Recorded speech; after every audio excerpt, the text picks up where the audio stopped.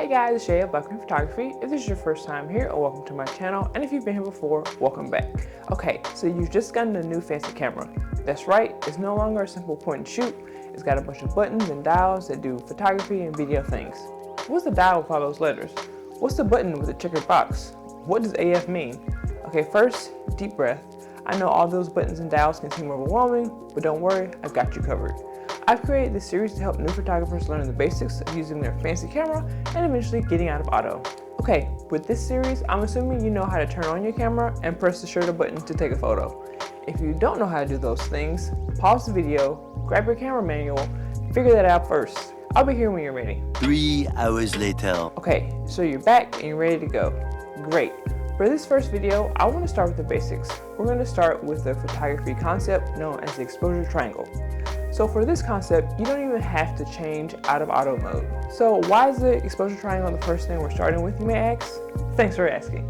The exposure triangle is how you get a properly exposed image, aka an image that's not too dark and not too bright. The exposure triangle is made up of, as you guessed it, 3 parts: ISO, shutter speed, and aperture or f-stop. Let's start with the ISO. The ISO affects the light sensitivity of the digital sensor for your camera. The smaller the ISO number, the less sensitive the sensor is to light, aka the darker your image. The higher the ISO number, the more sensitive your sensor is to light, aka the lighter your image. So one potential negative thing to keep in mind when choosing your ISO number is that the higher the ISO number, the more grain you introduce into your photo. Grain, or noise, is what makes your photo look fuzzy or staticky. Normally, you want to keep your ISO at 200 or below to avoid grain showing up in your photos.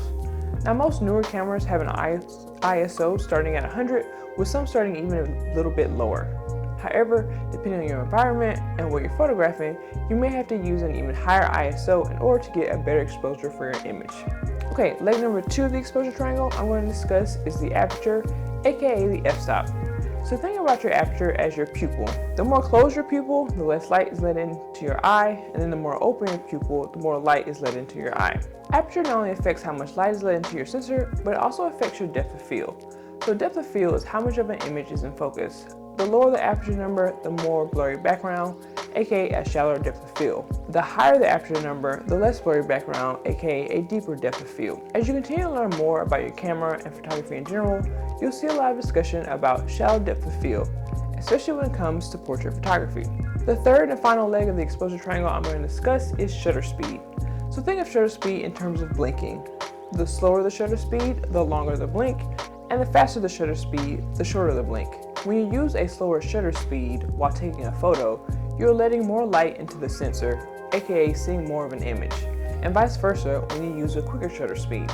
Shutter speed will also affect if you have any motion blur in your photos. For instance, if you're trying to capture a kid running around and you don't want them blurry, you can use a faster shutter speed. Okay, so we have all 3 legs of the exposure triangle. Like I said before, they all interact with each other to determine the exposure of your photo. How do we know if our image is properly exposed? So there are 2 main ways to check while shooting. 1, look at the live view of your camera if it has that option, or 2, check the histogram. Now, depending on just how advanced your camera is, you may have the option to see a live view of your image. I think this is the easiest way to see if you like the exposure of an image. I have that option with my Sony Alpha 7R III. When I use my live view, I can see exactly what my camera sees. This is the most technical way to see if your image is properly exposed, but you can definitely see if you like how the exposure of that image looks. The other way to see your exposure when shooting is by looking at the histogram. A histogram is a graphical representation of the tonal values of your image. In other words, it shows the amount of tones of particular brightness found in your photograph, ranging from black, that's 0% brightness, to white, 100% brightness.